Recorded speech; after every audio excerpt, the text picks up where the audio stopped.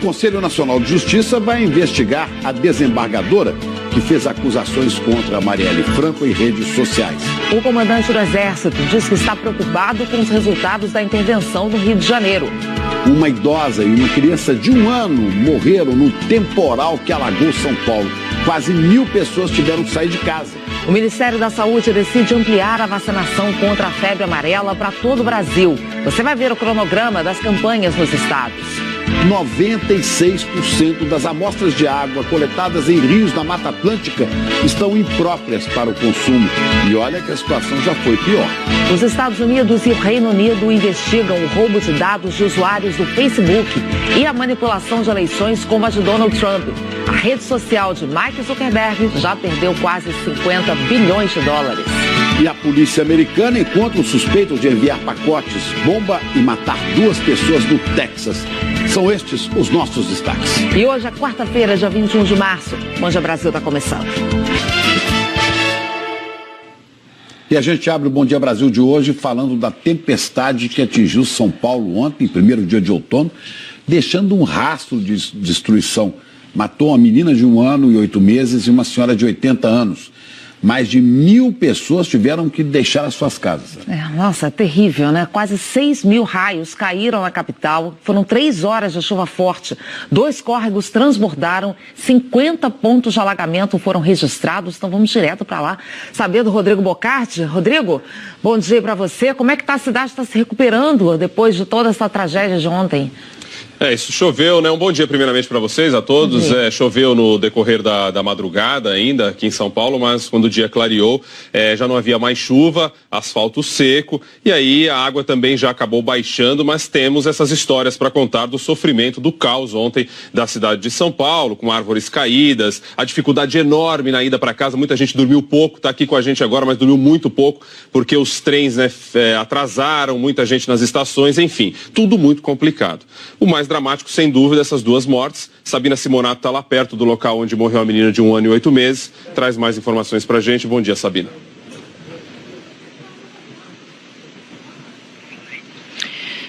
Bom dia a todos. A menina Sofia Gomes, ela tinha 1 ano e 8 meses, completaria 1 ano e 9 meses hoje. Ela estava nesse barraco aqui, ela morava com a mãe, o pai. No momento da chuva, ela estava com a mãe e com a avó dentro do barraco, esse barraco que foi construído na beira do córrego, e ela acabou caindo no córrego. Moradores conseguiram resgatá-la, ela foi socorrida, mas não resistiu. Aqui nessa região são 600 pessoas desalojadas. No bairro do Butantã, também na Zona Oeste, são mais 400 pessoas que tiveram que deixar suas casas.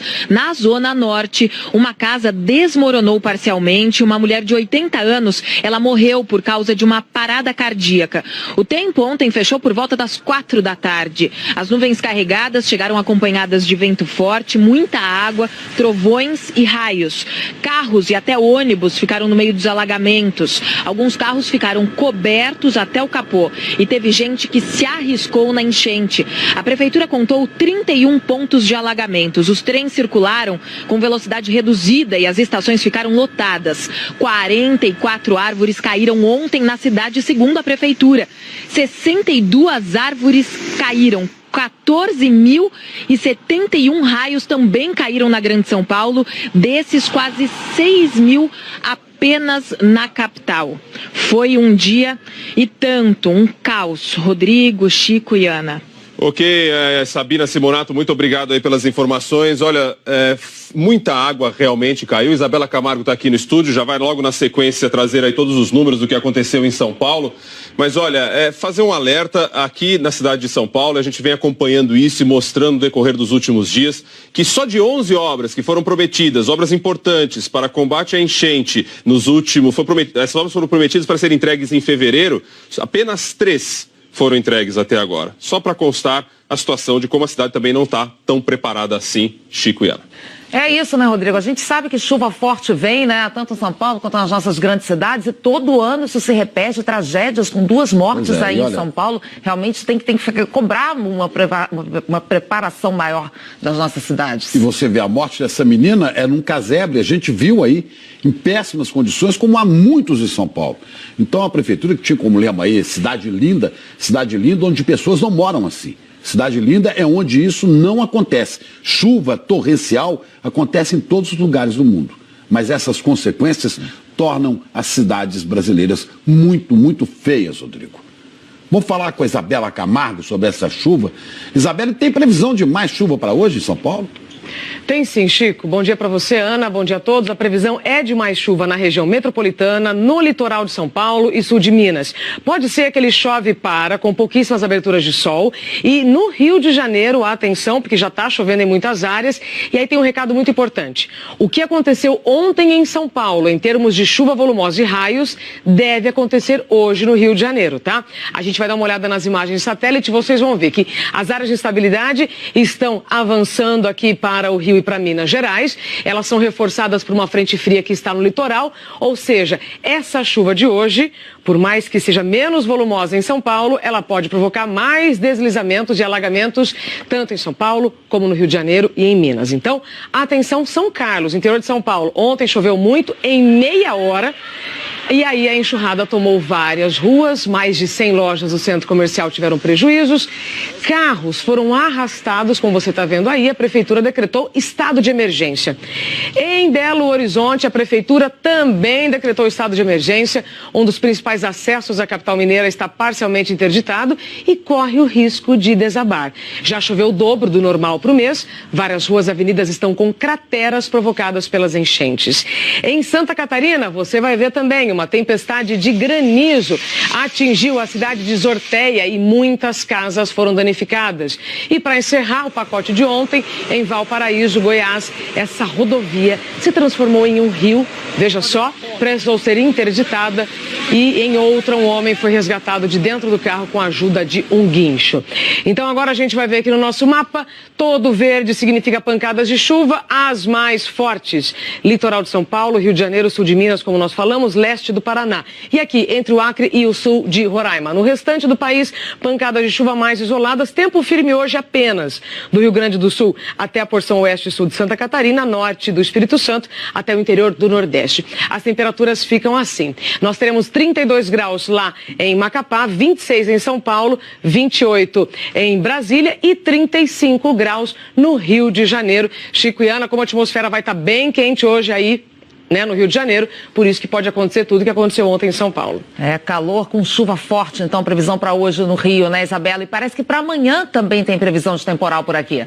Exatamente, Ana, recado muito importante. Rio de Janeiro e sul de Minas continuam, tá? Com chuva forte e volumosa amanhã. Vai ter uma área de baixa pressão no litoral e quando essa área aparece aqui no mapa, gente, é sinônimo de bagunça mesmo, tá? Então todo o estado do Rio e parte de Minas, então amplia não só o sul, mas o interior, também com chuva forte, muitos raios e ventania.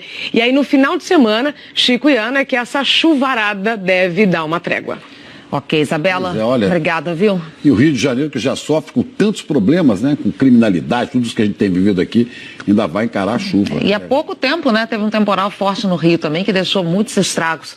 Vamos acompanhar como é que vai ser hoje ao longo do dia. Até amanhã, viu, Isabela? Até amanhã. E falando no Rio, as Forças Armadas fazem agora de manhã uma inspeção na sede do Batalhão de Operações Especiais, o BOP. Essa é mais uma etapa da intervenção federal que começou há pouco mais de um mês. Ontem, o comando da intervenção anunciou que as tropas vão deixar a Vila Kennedy, comunidade que fica na zona oeste do Rio. Vamos direto saber ao vivo todas as informações com o Guilherme Peixoto.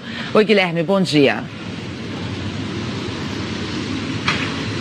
Oi, Ana, oi, Chico, bom dia para vocês, um bom dia a todos. Essa inspeção no BOP, o Batalhão de Operações Especiais, está programada para começar por volta de 8h40, 8h45 da manhã. Essa vai ser a segunda sede da PM aqui no Rio de Janeiro, vistoriada pelas Forças de Segurança Federais. E o objetivo dessa vistoria, segundo o próprio comando da operação, é verificar exatamente quais são as condições de trabalho dos policiais aqui no Rio de Janeiro. Como vocês já disseram, o comando da Intervenção Federal anunciou ontem que vai deixar a Vila Kennedy na zona oeste do Rio de Janeiro, depois de 25 dias de ocupação pelas Forças Armadas.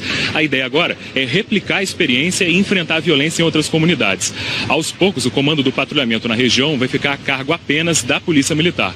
E para isso, o Exército espera recuperar a capacidade do batalhão responsável pela área. E anunciou que 2 unidades de polícia pacificadora, a da Vila Kennedy e a do Batã, as 2 na Zona Oeste, vão ser desativadas para reforçar esse batalhão. R$ 3 bilhões são necessários, segundo o comando da intervenção, para recuperar a capacidade de agir, a capacidade de trabalho das polícias aqui no Rio de Janeiro. R$1 bilhão devem vir do governo federal e devem ser usados, de acordo ainda com o comando dessa operação, para fazer novos investimentos e também para pagar dívidas com fornecedores. Mas ainda estariam faltando R$2 bilhões. Bom, mas os salários, a gente lembra, atrasados dos policiais militares e também as gratificações são de responsabilidade do governo do estado. Agora, os problemas encontrados pela equipe da intervenção federal aqui no Rio de Janeiro vem preocupando o comandante do Exército, o general Eduardo Vilas Boas. Vamos ver o que ele disse. Eu estou otimista e preocupado, confesso que muito preocupado, né, pela incerteza de que nós vamos realmente atingir todos os objetivos. Mas a nossa determinação é, ao sair, deixar como legado uma mudança nas estruturas. Nós temos que considerar que o Rio de Janeiro tem mais de 800 comunidades, né? Então, nessa fase inicial, vamos procurar ter uma atuação mais extensiva possível, de forma que nós consigamos melhorar algo que é chave, que é a percepção de segurança por parte da população. E a intervenção aqui no Rio de Janeiro recebeu um reforço importante. A gente tem imagens para te mostrar.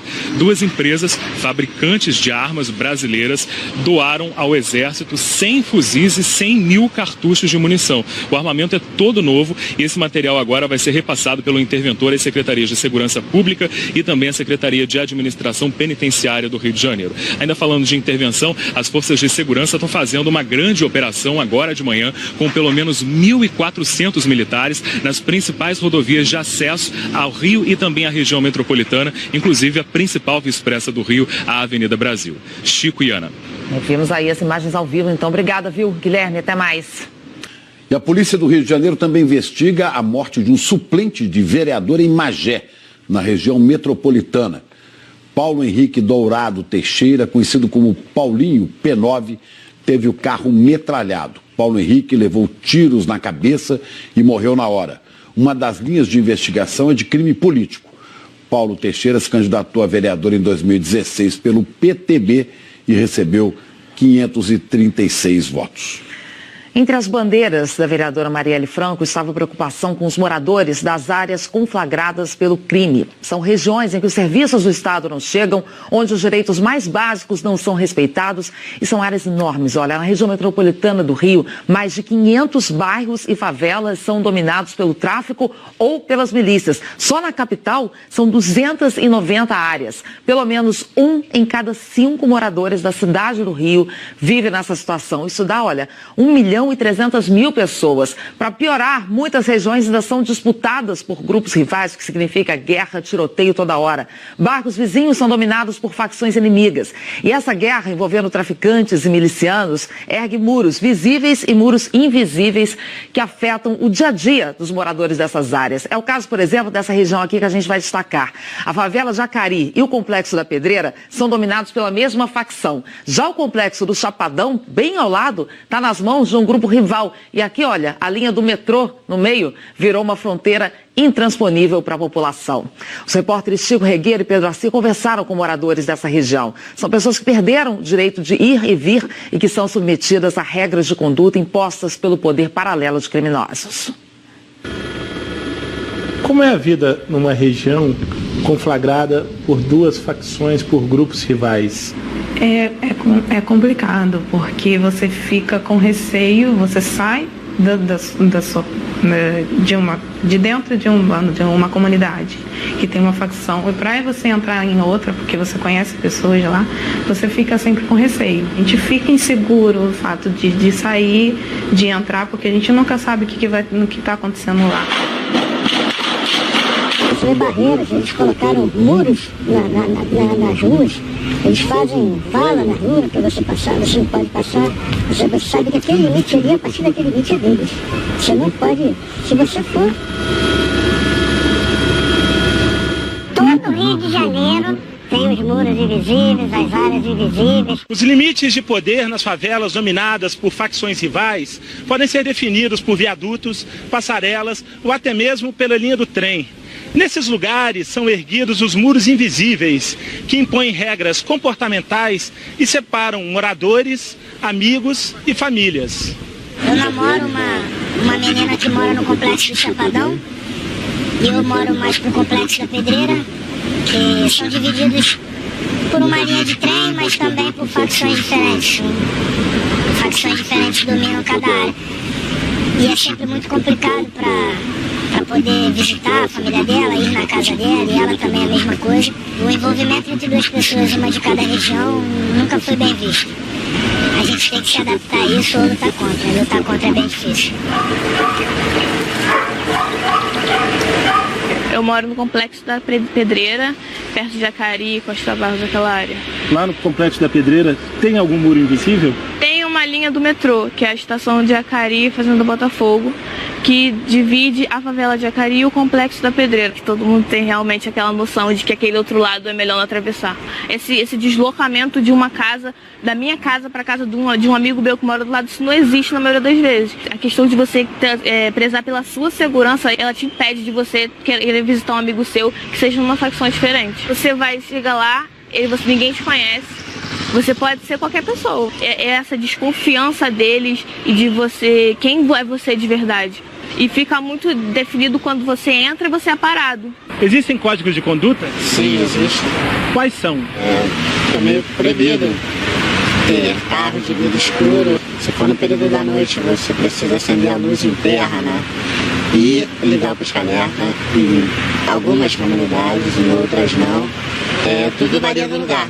O jovem, né, ele não pode falar certas gírias no local A, que ele vai falar no local B. Ele tem que se policiar muito com essa forma de falar, né? Por exemplo, você está no local A, onde fala muito parelha, e aí parelha que é amigo, você vai pro local B, você não pode falar isso, porque o local B já fala fé, já fala suave, que já, também no local A você também já não pode falar. O aluno que mora numa região dominada por uma facção A pode frequentar uma escola que está na região de uma facção B, rival?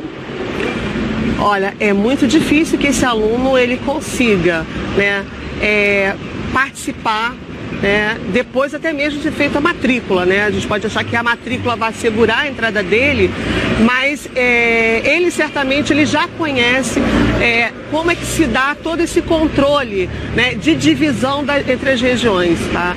E existe uma rejeição, ameaça e até perseguição a esse aluno caso ele venha insistir em permanecer naquela escola. Então o que a gente assiste cotidianamente é a desistência desse aluno, né, em participar dessa escola, que está localizada numa região onde ali a milícia, né, ela vamos dizer assim, é contrária a outro grupo do local onde ele mora. Se esse aluno insistir em frequentar a escola, o que pode acontecer com ele? Ele pode ser levado à morte, ele pode ser assassinado. Os muros podem ser invisíveis, né? Mas são barreiras muito altas na vida das pessoas. A gente tem muro na educação, com a precariedade da educação, falta de acesso à saúde, preconceito, racismo, são muitos muros. Segurança, e eles são barreiras gigantes. Por que eles não são resolvidos? Porque estão longe. Quem tem a caneta para resolver, para assinar, está longe da vida da população. A gente pode ter a doce ilusão de que esses muros são apenas físicos. São só os muros que separam um lado do outro, mas não são. Esses muros, eles são construções que estão nas pessoas, que estão na população. E a sociedade como um todo precisa encarar isso e desconstruir esses muros, derrubar esses muros. E quantos casos a gente não noticia de mortes realmente, né? De pessoas que às vezes vão visitar a família em outra comunidade e dali não voltam. E passam as fronteiras. Chico Buarque de Holanda tem uma música chamada Estação Derradeira, em que ele fala de fronteiras e munição pesada, e cada ribanceira é uma nação. O problema é que nessas nações que existem dentro da nossa cidade, não há lei, não há Constituição, não há direito de ir e vir, embora as pessoas paguem impostos, as pessoas teimem em ser cidadãos. É isso que se espera. Quando veio aqui a Procuradora-Geral da República, Raquel Dodge, ela é fiscal da lei, ela é fiscal da Constituição, a Procuradoria-Geral da República, o Ministério Público. E assim toda a justiça do país precisa estar de olho nessa situação. Nós não podemos conviver com cidade onde cada ribanceira é uma nação e onde não há lei, não. Falar em lei, olha, o Conselho Nacional de Justiça abriu investigação contra a desembargadora Marília Castro Neves, aquela que difamou a vereadora Marielle Franco, depois de morta, e ofendeu um deputado e uma professora. Vamos falar em Brasília, uma professora, inclusive portadora de síndrome de Down, né, Juliana? Com preconceito tudo, manifestações que foram publicadas por essa desembargadora, sentenças, né, entre aspas, na internet. Oi, Chico, bom dia. Ana, bom dia a todos. Olha, a desembargadora escreveu numa rede social que Marielle estava engajada com bandidos. O ministro João Otávio de Noronha cobrou explicações da desembargadora Marília Castro Neves e determinou providências. Outras manifestações da desembargadora também provocaram reações. O pedido foi do PSOL e da Associação Brasileira de Juristas para a Democracia. O CNJ determinou também a abertura de pedido de providências e vai dar um prazo para que a desembargadora se manifeste sobre as críticas à professora Débora Seabra. Em uma rede social no fim de semana, Marília Castro Neves questionou a capacidade de Débora por ser portadora de síndrome de Down. A Federação das Associações de Síndrome de Down entrou com uma representação no Conselho Nacional de Justiça. O PSOL entrou com uma outra representação no CNJ contra a desembargadora por ela ter sugerido em 2015 o fuzilamento do deputado federal Jean Willis. A mensagem dizia: eu particularmente sou a favor de um paredão profilático para determinados entes. O Jean Willis, por exemplo, embora não valha a bala que o mate. O Tribunal de Justiça do Rio de Janeiro não quis se manifestar e nós não conseguimos contato com a desembargadora Marília Castro Neves. Ana, Chico. Ok, vamos seguir acompanhando os desdobramentos desse caso aí, né, Juliana? E sabe o que pode acontecer de pior com ela? Ser aposentada e receber definitivamente um salário integral todo mês. É a punição que é prevista, né? Agora, essas manifestações aí na internet acabam criando também um clima de polarização, né? São mentiras, agressões que acabam sendo replicadas em redes sociais. Vamos falar sobre isso com o Alexandre Garcia. Alexandre, bom dia. Isso tudo gerando um clima de hostilidade. Pois é, estimula a hostilidade, né? O caso do deputado que repassou a mensagem sem conferir a origem e a veracidade é bem típico. E o pior é que é muito comum. As redes sociais viraram rede de mentiras que são repassadas por gente que supostamente as avaliza por sua autoridade e importância. E vale qualquer coisa, né? Como disse há 3 anos o autor de O Nome da Rosa, Humberto Eco. Palavras dele. As redes sociais deram voz a uma legião de imbecis que antes falavam só no bar, né, depois de um copo de vinho, sem causar dano à coletividade. Hoje essas vozes vão para o mundo, né, transporta-se fofoca de bar, fuxico de balcão, para o mundo inteiro. O deputado se arrependeu, mas é a flecha que sai do arco, já não tem volta.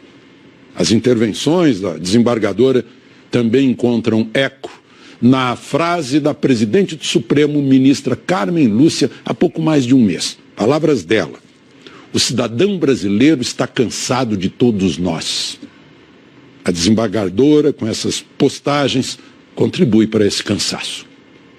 Esses episódios fazem lembrar que as redes sociais são mesmo uma nova manifestação da democracia, uma nova praça cívica, um novo palanque que dá iguais oportunidades tanto para o anônimo seguidor das redes quanto para uma juíza ou para um deputado, né? Assim como projeta conversa de bar depois de um copo. Pode ser a distribuição de bons conselhos, de conhecimento, de informação, mas também pode ser a trincheira do anonimato dos que ofendem, difamam, caluniam, enxovalham e mentes escondidos atrás de seus celulares e computadores. É onde a natureza humana se mostra, para o bem ou para o mal. E por trás de tudo isso, a solução que encontramos é a tal da educação. Cada um saber onde falar, o que fazer, o que escrever. Vamos para o intervalo. Daqui a pouco, Chico Pinheiro, Ana Paula Araújo, todos nós de volta para falar da morte de 4 bebês num hospital em Minas Gerais. Há uma investigação porque eles estavam internados na mesma UTI. Nos Estados Unidos é o roubo de dados de usuários do Facebook que está sendo investigado. A gente traz também mais consequências da chuva de ontem aqui em São Paulo. Estamos monitorando tudo para você nesta manhã de quarta-feira. Com outras notícias da capital paulista também. Já agora 8h01. Saúde passou a recomendar a vacina contra a febre amarela para todo o Brasil. A expectativa é de imunizar, mais de 77 milhões de pessoas até abril do ano que vem. A ampliação vai ser gradual, começando aqui, por Bahia, Rio de Janeiro e São Paulo. Então, estados que passam a recomendar a vacina para todos os municípios. Nesses 3 estados aqui, lembrando, a dose continua sendo fracionada. Aí, em julho deste ano, Rio Grande do Sul, Paraná e Santa Catarina vão ter a vacinação com a dose padrão, a dose inteira. Em janeiro de 2019, então, a vez dos estados do Nordeste, aqui ficam de fora a Bahia, que já vai ter entrado antes no cronograma, e o Maranhão, que já tem a recomendação da vacina para todo o estado. De julho do ano passado até março desse ano, o Ministério da Saúde já confirmou 920 casos e 300 mortes por febre amarela no país. Obrigado, Ana. Aqui em São Paulo, a Prefeitura prometeu reabrir no próximo dia 30 os 27 parques municipais que estão fechados por causa da preocupação com a febre amarela. Todas as unidades básicas de saúde estão aplicando a vacina e metade da população já foi imunizada. Vamos voltar a falar do temporal que castigou São Paulo. A gente vai ver a situação ao vivo no bairro do Butantã, Zona Oeste, onde centenas de pessoas estão desabrigadas, com a Nanda Apple. Na Vila Nova Alba, Rodrigo. Agora nós estamos do outro lado do córrego, na comunidade, bem do ladinho dele, onde o pessoal constrói as casas em cima, por absoluta falta de onde morar. Você vê que a água passa por baixo, as pessoas por cima dessas pontezinhas improvisadas de tábua que colocaram aqui ontem, e eu vou passar mais adiante. A água passou toda aqui por baixo, porque o córrego subiu até a altura do meu peito. Isso aqui, onde eu estou em cima, era um barraco até ontem. A água devastou tudo e entrou nos outros barracos que estão em volta. Opa, tá dizendo que senão eu afundo, então deixa eu vir mais para cá. Todos os barracos em volta, você vê que não ficou mais nada. Não ficaram os móveis, as roupas, caiu tudo aqui para baixo e foi indo com a correnteza do córrego para outros pontos aqui dessa comunidade. Havia pessoas na hora, conseguiram se salvar, mas é uma situação terrível. Havia inclusive aqui uma nenezinha de 1 ano e que felizmente não aconteceu nada. A mãe dela, o pai, eles se salvaram, mas o que eles tinham se foi. Pessoal precisando de ajuda aí. Obrigado, Ananda Apple. 8h07, Glória. Rodrigo, falando ainda do temporal, o balanço que a gente teve do Corpo de Bombeiros foi de 62 quedas de árvores. Então a gente até separou um mapinha aqui para vocês, mostrando alguns dos locais onde ainda tinha quedas de árvores agora pela manhã, Foram 52 pontos de alagamento, segundo o Centro de Gerenciamento de Emergência. Então, alguns dos locais, na Eusébio Matoso, ali perto da ponte, esse local foi liberado, na Rua Bela Sintra, na Rua Benigno, na Zona Norte da capital, na João Paulo I e na Rua Joinville também, e em Moema, alguns dos locais sendo liberados ao longo da manhã. Ok, obrigado, viu? 5 pessoas foram presas agora de manhã no Rio, numa operação contra uma quadrilha que rouba petróleo de dutos da Petrobras. O Pedro Figueiredo acompanha tudo ao vivo. Pedro, bom dia. E há entre os presos policiais militares. É isso, Ana. Bom dia para você. Bom dia a todos. 2 dos 5 presos são policiais militares. Hernani Monte de Lima e José da Silva de Lima são apontados pelos promotores como chefes dessa quadrilha. Por esse motivo, os promotores estão nesse momento fazendo buscas no batalhão da Polícia Militar de Olaria, aqui na Zona Norte do Rio, onde esses PMs trabalham. Essa operação é do Grupo de Combate ao Crime Organizado e da Coordenadoria de Segurança e Inteligência do Ministério Público Estadual do Rio. A investigação descobriu que os criminosos alugaram um terreno em Barbacena, em Minas Gerais, para roubar petróleo que passava por um duto na região. 3 integrantes da quadrilha são ex-funcionários da Petrobras. O petróleo roubado era vendido para refinarias clandestinas. Chico e Ana. Pois é, Pedro, a gente vê aí, tantos militares, tantos policiais militares morrendo nessa guerra da criminalidade do Rio e muitos policiais sérios que não devem, não podem conviver com companheiros de farda que acabam presos por atos, por crimes, por banditismo. É isso que não pode haver na cidade. Mas vamos agora para a notícia internacional. Morreu na madrugada de hoje um homem suspeito de estar por trás das explosões em série que atinge o estado do Texas desde o começo desse mês. O suspeito se explodiu dentro de um carro quando a polícia se aproximava numa rodovia no norte do Texas. Um policial teve ferimentos leves. Os investigadores disseram que o suspeito tinha 24 anos, era branco, mas não revelaram a idade dele. A polícia descobriu que ele estava num hotel perto da capital, Austin. A identidade dele não foi revelada. Em menos de 20 dias, 2 pessoas morreram e 4 ficaram feridas em 5 explosões no Texas. Em Brasília, mais um ministro negou um pedido para rever a prisão de condenados depois de julgados os recursos na segunda instância. Vamos saber mais com a Juliana. Juliana, essa decisão reforça a posição da presidente do STF, que vem repetindo que não vê a razão para reabrir essa discussão. Ana Paula, inclusive esse recurso foi apresentado na semana passada e pretendia que o condenado só começasse a cumprir pena depois de uma decisão do Supremo Tribunal Federal. Foi negado pelo ministro Edson Fachin, que seguiu a decisão do Supremo a favor da prisão depois da segunda instância, tomada em 2016. Edson Fachin considerou que o pedido feito no recurso já vai ser analisado quando o plenário do Supremo julgar o mérito das ações que foram questionadas. Em 2016, o Supremo julgou a medida cautelar dessas ações. Fachin também rejeitou o pedido para que levasse o recurso a julgamento diretamente no plenário, sem a necessidade da inclusão do processo na pauta por iniciativa da presidente do Supremo, a ministra Carmen Lúcia. Fachin afirmou que mesmo que os chamados embargos não precisem ser incluídos na pauta oficial, a data de julgamento depende de decisão da presidente. O recurso foi apresentado em 2 ações sem vinculação a algum caso específico. Ontem, a ministra Carmen Lúcia reafirmou que a prisão, depois da condenação em segunda instância, é um dos instrumentos para combater a corrupção e que a matéria já foi decidida em 2016.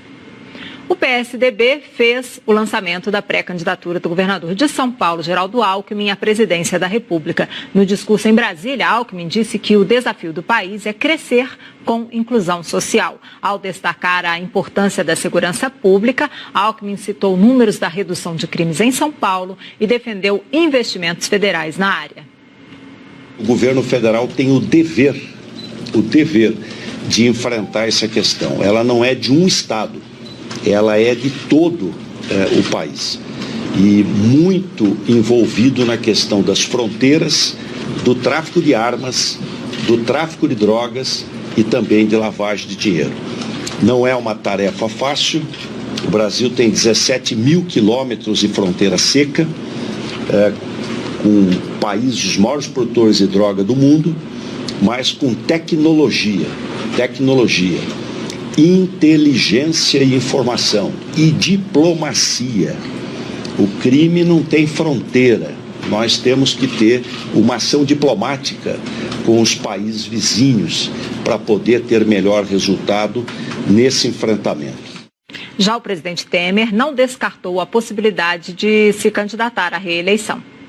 Ainda não decidi. Não é improvável, mas não decidi. Quando o senhor deve decidir? Vamos aguardar aqui, pessoal. Aguarda aqui. Quando o senhor deve decidir? Quando devo definir? O tempo dirá. Aí, 2018, ano de eleições. Essa declaração de Temer foi feita na saída de um evento no Ministério das Relações Exteriores. A gente vai voltar a falar sobre a situação das chuvas aqui em São Paulo. Na região da Água Branca, uma criança morreu, já falamos sobre isso aqui, mais de 600 pessoas estão desabrigadas.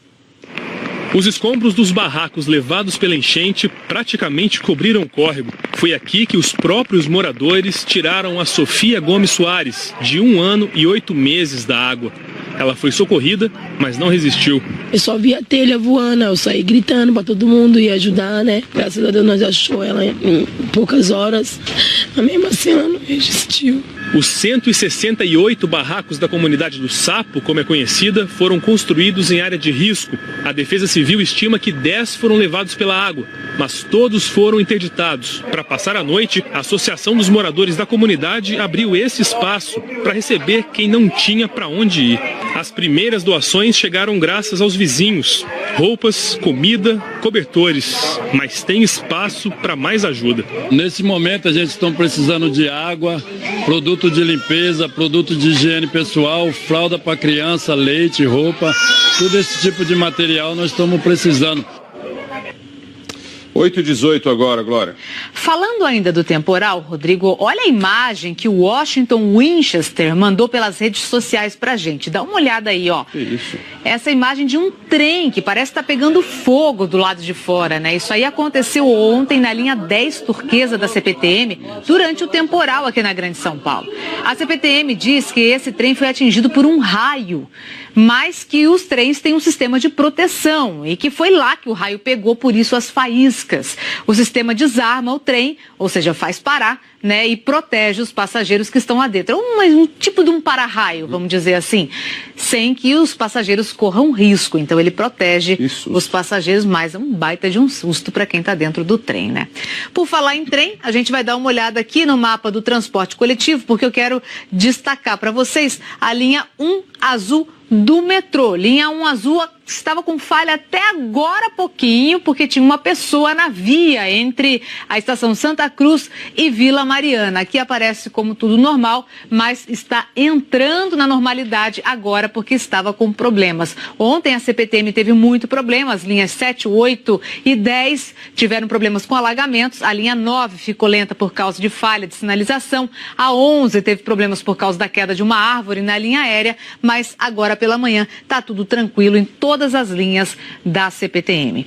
A gente vai trazer agora imagens ao vivo da nossa capital. Vamos ver como é que está o trânsito? Onde? Vamos ver aqui na Zona Leste, Radial Leste, mostrando para vocês a altura do Tatuapé. Liberou bem, né? Mais cedo estava tudo travado ali na Radial, agora está tudo tranquilo. Então, mostrando para vocês, vamos para a Zona Sul aqui, Estrada do Boi-Mirim, mostrando como é que está o trânsito, então, no sentido da Marginal do Rio Pinheiros. Aí ainda tudo bem complicado, na altura do Terminal Guarapiranga. E para finalizar, mostrando aqui como é que está a altura da gente aqui, perto da Ponte Estaiada, a Marginal do Rio Pinheiros, no sentido da rodovia Castelo Branco. Local e expressa muito ruins. Teve um acidente um pouquinho mais cedo na pista expressa, ali um pouquinho adiante, mas agora pistas liberadas, ficou o reflexo. Obrigado, Glória. De nada. O ex-presidente da França, Nicolas Sarkozy, está sendo interrogado pelo segundo dia. Ele é suspeito de receber dinheiro ilegal para a campanha, né? E será que o presidente francês vai ser acusado de corrupção? Vamos saber com a Cecília Malan, em Londres. Cecília, a expectativa é grande aí, né?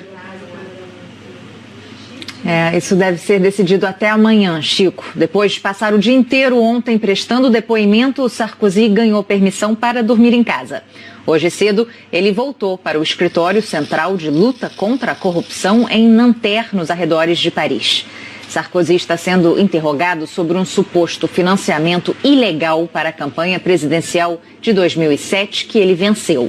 O ex-presidente teria recebido dinheiro sujo do então ditador líbio Muammar Gaddafi. Por lei, Sarkozy pode permanecer sob custódia até amanhã. Depois, a polícia tem que decidir se liberta o ex-presidente ou se encaminha Nicolas Sarkozy para um tribunal para ser formalmente acusado. A Comissão Federal de Comércio dos Estados Unidos começou a investigar o roubo de dados de 50 milhões de usuários do Facebook. A empresa Cambridge Analytica, envolvida no escândalo, afastou um alto executivo até o fim das investigações.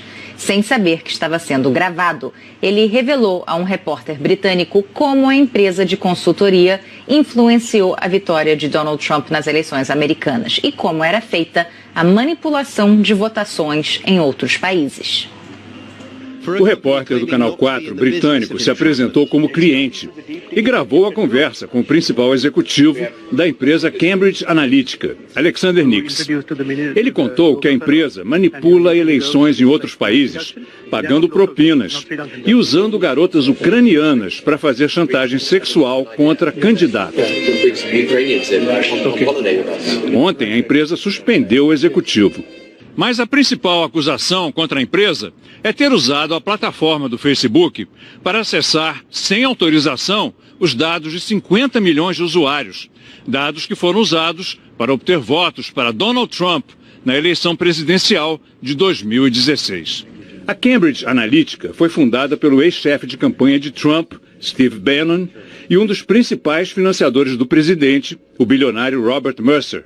A A empresa obteve a participação de 270 mil usuários do Facebook numa pesquisa. Mas sem que eles soubessem, usou a rede social para acessar os dados de amigos e amigos de amigos, alcançando 50 milhões de pessoas. Com esses dados, a empresa criou um programa que prevê preferências políticas a partir de curtidas no Facebook, ajudando a campanha de Trump a influenciar eleitores em potencial.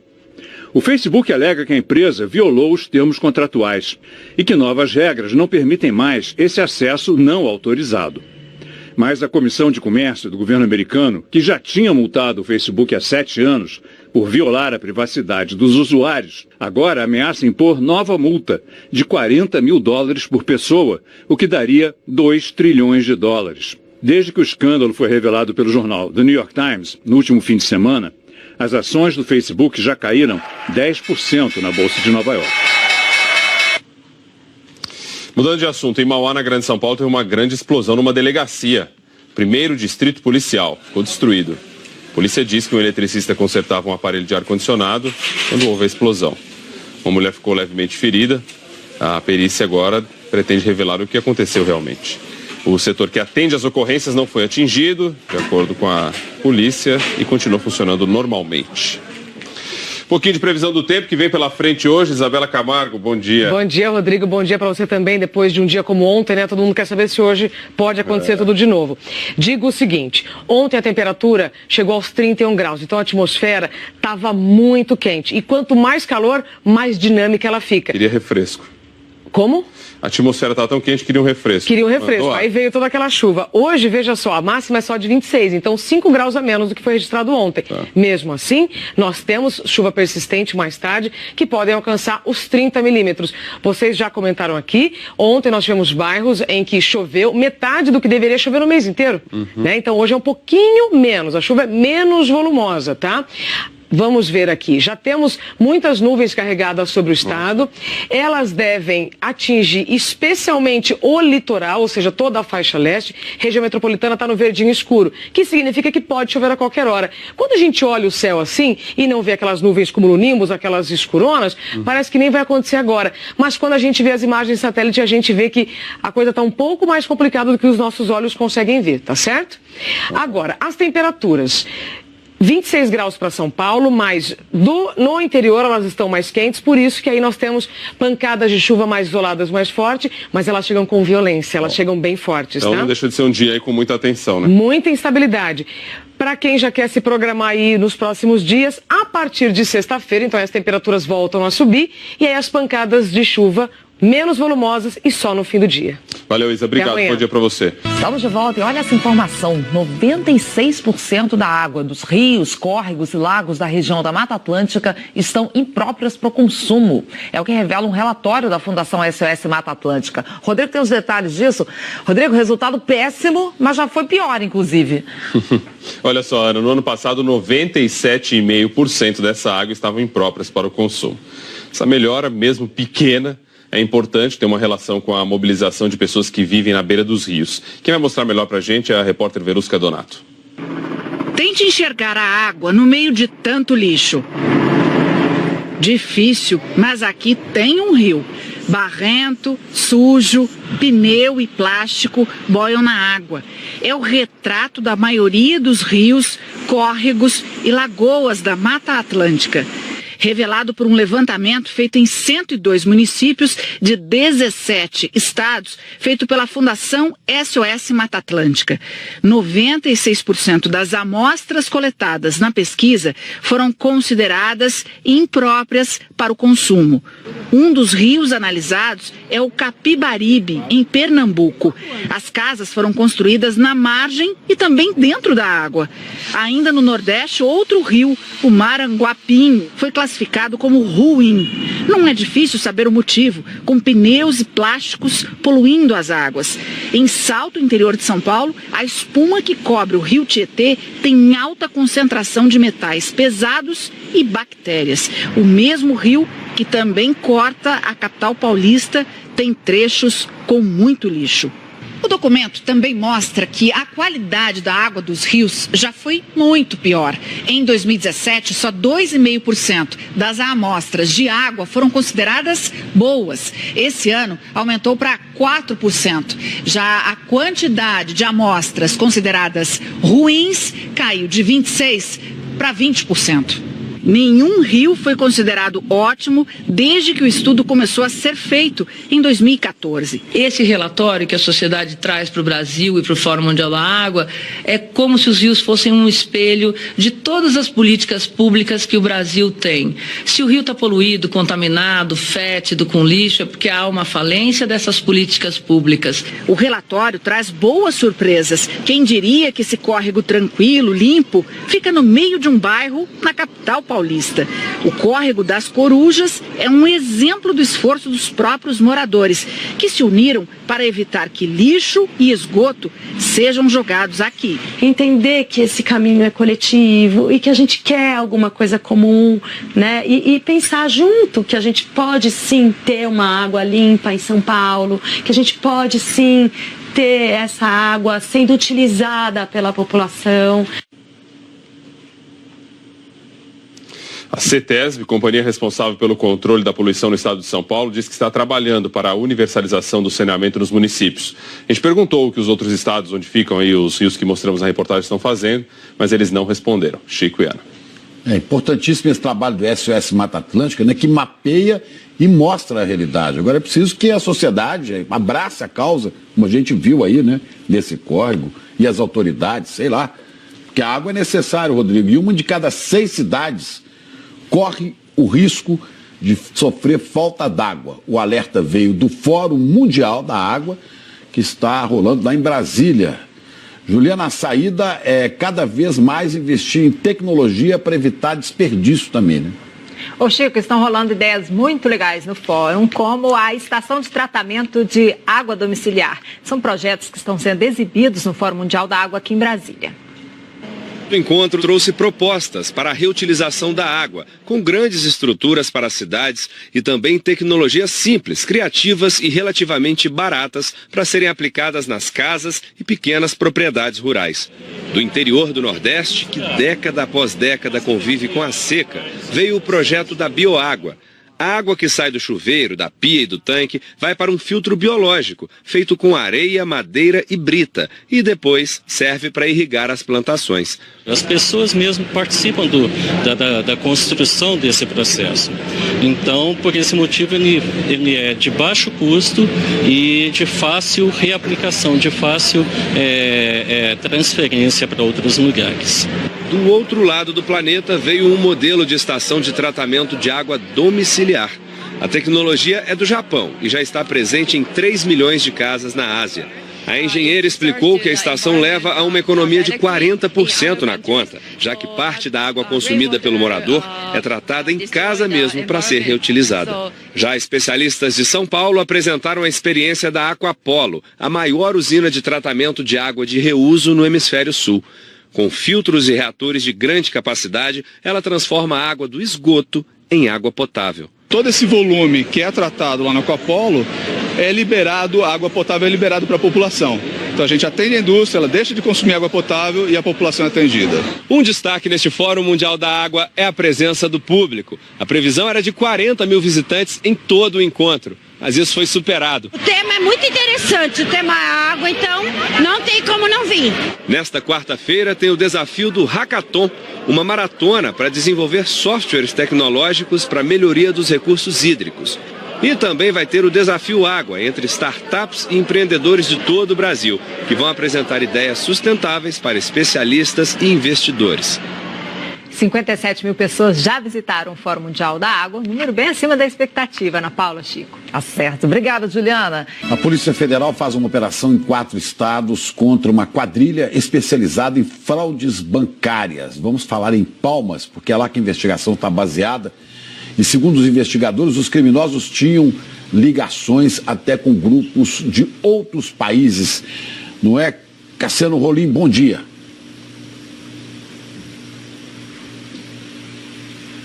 Pois é, Chico, isso mesmo. Bom dia para você, bom dia a todos. Os suspeitos contavam com a ajuda de outros criminosos cibernéticos do leste europeu. Foram expedidos 43 mandados, 8 deles de prisão nos estados do Tocantins, Goiás, São Paulo e Pernambuco. Até agora, 6 pessoas foram presas. A investigação revela que os suspeitos invadiam o computador das vítimas e burlavam o sistema de segurança de bancos. Depois, os hackers faziam pagamentos, transferências e compras pela internet.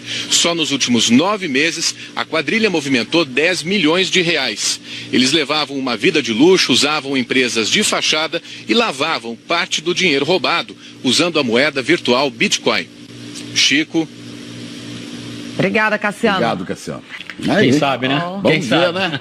Vamos ver, né, Rodrigo Bocardi? Sempre na expectativa. Expectativa também para mais um dia de chuva aqui em São Paulo. Previsão é que seja fraca, mas a gente sabe, né? Tem ainda todo o reflexo de ontem, aquele lixo padrão nas ruas da cidade de São Paulo. Com a chuvarada fica tudo ainda mais exposto e aí a complicação para nova enchente. Não é demais ficarem atenção. Uma boa quarta para todos e até amanhã. Saiu o edital do Enem. Entre as novidades, os estudantes terão meia hora a mais no dia da prova de Ciências da Natureza e Matemática. Serão 5 horas de prova. Um ótimo dia para você. E uma última notícia, o governo da Rússia convocou hoje todos os embaixadores estrangeiros em Moscou para discutir o caso do ex-espião envenenado aqui no Reino Unido no início do mês. O embaixador britânico recusou o convite, o que provocou uma rápida resposta do Kremlin. Pelo visto, Londres não quer ouvir a versão de Moscou, disse o porta-voz. Uma troca de farpas que não ajuda ninguém, né? Até amanhã, gente. Segue essa novela, né, Cecília? Olha, pra vocês de casa, um ótimo dia. A gente se vê amanhã aqui no Bom Dia Brasil. Até lá. Ana, Chico, obrigado por esses dias. Amanhã a Cris está de volta. Volta até sempre. Qualquer dia. Obrigado, Valeu, você. gente. Boa quarta.